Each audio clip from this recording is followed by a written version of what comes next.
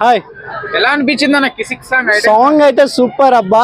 ఇంతవరకు వెయిట్ చేసిన శ్రీలీల ఒక మంచి డాన్సర్ గా తెలుసు.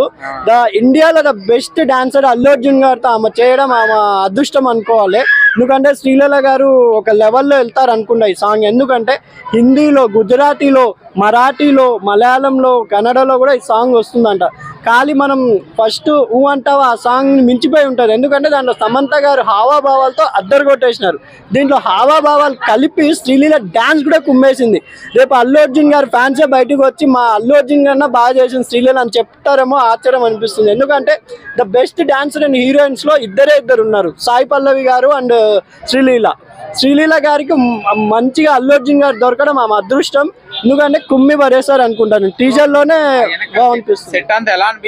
సూపర్ అనిపించింది. అదే ఒక జాతరలో మనం రికార్డింగ్ డాన్స్ లో, ఎందుకంటే సుకుమార్ గారు, దేవిశ్రీ ప్రసాద్ అంటే ఐటమ్ సాంగ్స్ ఇప్పటికీ టాప్ 1.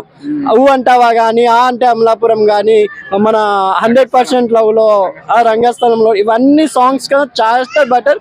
ఈ సాంగ్ చూస్తున్నా కూడా దేవిశ్రీ ప్రసాద్ ఫ్యాన్స్ కి బాక్ బోన్ అవుతుంది అనుకుంటున్నాను. ఎందుకంటే చాలా మంది అనిరుద్ధ్, తమను ఇలా పేర్లు పడుతున్నాను.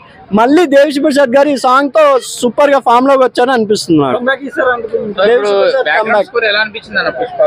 అదిరిపోయిందన్న. అసలు మొత్తం గంధపు చెక్కుల మధ్యలో అల్లు అర్జున్ గారు నిలబడి ఒక షాట్ చూపించారు కదా టీజర్ లో. అప్పుడు దేవిశ్రీ ప్రసాద్ గారి బ్యాక్గ్రౌండ్ అయితే డిఎస్పీ కమాన్ అని అనుకోవచ్చు నేను.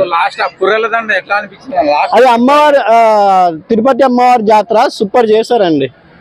ఇప్పుడు మన విజువల్స్ ఎలా అనిపించాయి? సూపర్ అనిపించాయి. నేను యునానిమస్ గా బాహుబలి తర్వాత ప్రతి ఒక్కరు మెచ్చుకునింది పుష్ప 2 టైలర్ సూపర్ గా కట్ చేశారు సుకుమార్ గారు. రేపు December 5th రోజు కూడా సినిమా బాగుండాలని నేను కోరుకుంటున్నాను. 200 crores దాటుతుందని అనుకుంటున్నాను నేను.